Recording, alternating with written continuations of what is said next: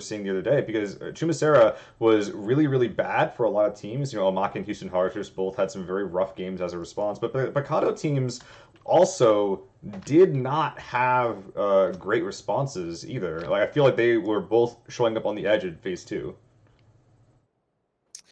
Yeah, but they are going to be continuing the fun time that's going to be happening down in Picado here. We see them jumping in. Quick note, as we watch these guys parachute in, we are not going to be able to watch the hot drop happening in Chumacera because there is no hot drop in Chumacera. Omakin split dropping on the south side of the map, but a little bit of change up and drop here for the Sonics. We do see 2 of them dropping over on the east side of the arena in those specific compounds. James did snag away a vehicle on the west side, and he's going to drive it down towards the south for his team as well. K-Mind also over here on this east side, in this east cluster of buildings. Mexi coming over for support, so no team. Play these windows. That's going to give the rest of the Houston Hunters an opening to just rush up this stairwell up the tower. Yep, full WG. Some of them don't have ults, so they gotta be careful. Chubba's actually gonna get the shots onto Code Marco as he comes jumping around. The Uzis up close and personal definitely can just put out a lot of damage. Both of them being used there from both players on both teams. But down to just 1 player left in the church for the Digital Athletics, and as he's holding the angle at the top, he is going to get taken out as Sixmo is trying to run over. Same with the Ender Lost. I believe his name is Thunderlost. Thunderlost. I remember this name from a long time ago in a galaxy far away. Kill for a DA.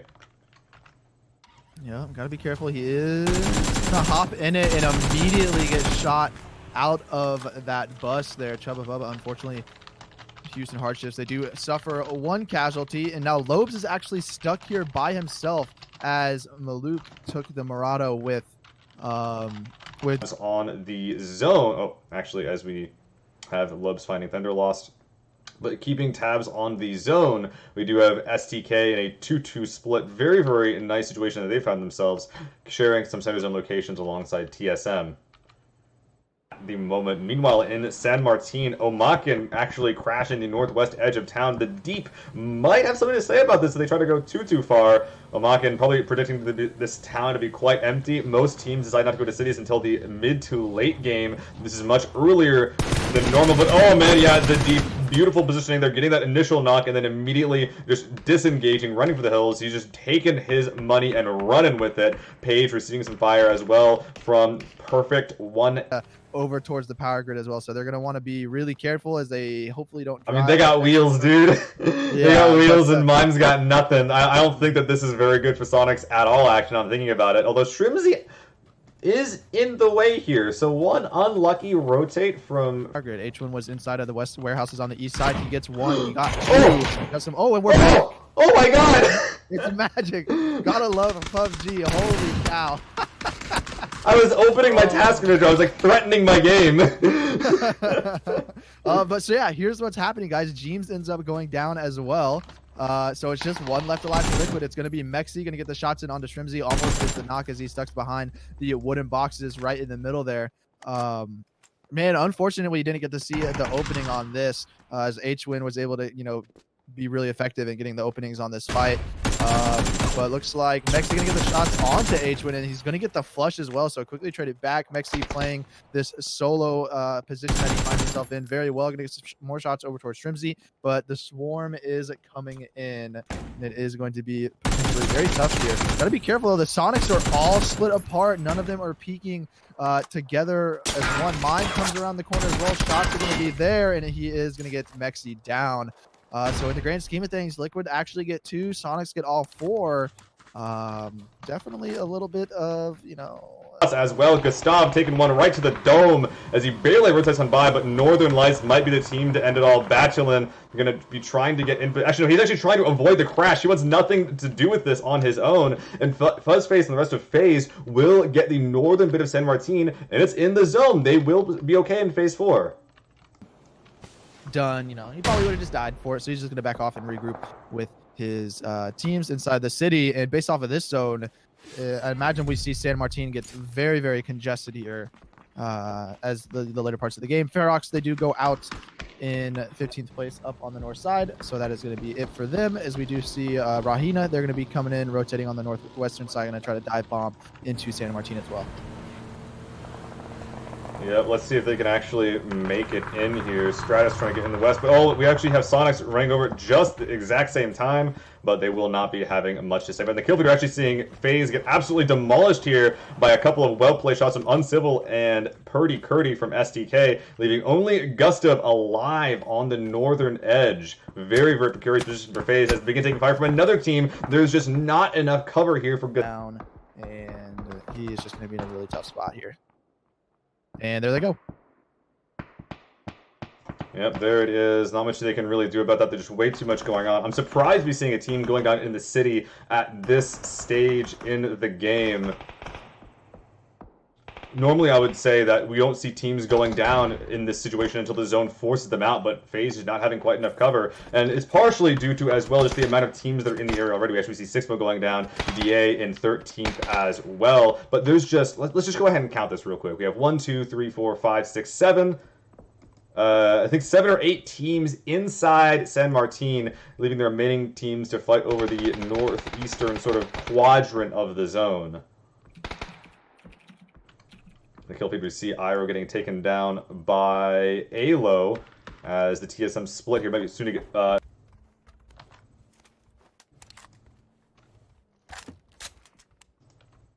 No comms from them. Ah, man, we gotta get these teams into comms, man. I know, you know, they just so disappointing. They want to use their own Discord, you know. It's a-okay, respectable. That's fine. But yeah, so they're gonna be a tough situation. They're gonna be pushing straight into Northern Lights here. As we do see, I think in the kill feed, the Houston Hardshifts getting wiped out on the southeastern side of the map in a fight with, or the south side of the map as they're trying to breach the warehouse. I think 303 had a little bit of influence on to what was going on over there, but it looks like Rahina, they're going to be able to kind of just walk on over as a very interesting move by TSM. But here comes the play by Shoot to Kill. They're going to crash onto this warehouse and get on the corner. Exchanging shots from Northern Lights, but Talon's going to get 2 going down, and just like that, Shoot to Kill. They're now down to 2 members rotating in behind their first 2. Well, this is a diff that we see played a lot, but I'm not sure San Martin area here, as we have the players from Rahina holding on. 1 down already, 0 kills. They really need to get as far as they can into this. They're not getting any points at the moment. Yeah, really tough for them. They're just trying to work their way in. If they can get into, you know, kind of the building area, they'll be okay. And it looks like, you know, they got a little bit of pressure alleviated with the smokes going out, providing a little bit more cover. They should be able to make it in. Alo does go down to Sizzlin. And really, so just to break down a little bit real quick, as we don't got too much going on, TSM actually left that warehouse and sent the 2 back up towards the north side, which Northern Lights heard that, so they walked over. Shoot to Kill saw that, so they drove over, but Northern Lights just beat him there. So TSM choosing to play 4-man strong on the north side of the map as opposed to playing from that warehouse, which, you know, I think it was going to get across the street as Tornado Energy was swinging in behind them, you know, putting a lot of pressure. I think they did pick up 1 kill there. 303 also down here on the south side, sending 2 members up on top of the hill. They got to be careful. They're getting ready to get overpeaked by Tornado over on the side. But over on the west side, we do see Nade coming out from Shrimzy. Going to be the nail in the coffin onto Vazku, eliminating Omak and going out in 11th place. Sonics, the duo, making their way through the city up to 6 kills now. Meta did. Lots of smokes already out to kind of block these angles as they make their way across the street. Meta find themselves in a low ground position kind of by a fence line down to the east, but they are just getting picked apart trying to come across the street. Shrimpsy gonna steal that kill away over from 303, and they're just dancing back and forth using smokes, doing what they can, but 303 Tornado putting a lot of pressure back onto the Sonics, so they are just kind of in a really, you know, an interesting, they have edge zone, so they just got to be really careful, use the smokes as their cover, and make sure no one comes in behind them. Well, so far they've been okay. Shrimzy doing what he can as he makes his own way into the zone. See the little feet there using the only bit of guard remaining as cover. Shrimzy somehow not getting that knock onto Melman, and as Example comes in to help out, Melman able to finish off that kill. Beautiful solo play there from Melman. Example coming in to help out as well, but in the meantime we do have this warehouse being fought over by 3 different teams, 4 if you include SDK, and it's looking like Rahina is currently on top, but not in a great way as they're trying to recover Tavu here from a near-death experience. Northern Lights playing defense inside the warehouse. Yep, and then we casually still have Luke 12, a shoot to kill, just prone in the ridge just behind him there. Mime as well from the Sonics, prone in a ridge just off the east side of the But it looks like Rahina's choice is to try to get out of dodge as Luke 12 still in front of him, might have to take some shots. Yeah, Luke 12 with the AUG finding Saki, but Northern Lights to be the focus of Rahina. Not going to look at that kill feed. Luke 12 all over the place, prone behind his vehicle. Maybe he lost his team before, but top 10 with 5 kills to his name. Not a bad job at all. So as the Molly actually lights up the deep, he goes down from that. If Luke 12 can find perfect, he could get even more points from this. Oh my gosh, so he's going to step up, come around the side, is going to get the shots in, but it's going to be perfect from Northern Lights, able to get the shots in onto Luke. Great solo play by Luke there in the end, but he does end up going down to 12, and then just getting tapped out by the SKS of Mailman. We do see Northern Lights going out in 8th place, picking up a good chunk of kills for them, though, as we do see Mime coming alive now. The other Snake going to get the knock onto Example, going to go for the flush as well. So Sonics up to 8 kills inside of the placement, and, you know, we were talking about this, you know, the 2-man, you definitely can make your way if you're able to snake it into the late game. Mime, one of the most professional snakes I think there is in North America. Is that a compliment, I wonder? Oh, I mean, yo, some of the things he gets away with, I'm just... like that? Too big brain. Like, yeah, Mime definitely gets the shots onto Quizzy. It's just excellent solo performance coming out of him. He's going to try to go for the flush. Almost gets punished for it. He might get punished for it as the zone is there. Might have to eat a little bit if he wants to get the first aid off. Up over the top. Now going to run in the blue. There's Oath, though. Absolutely going to throw a bunch of shots in his direction. And he is going to go down in 7th place. But nonetheless, great plays coming out for Mime in the end game there. Going to secure some placement points and some extra kills for the Sonics.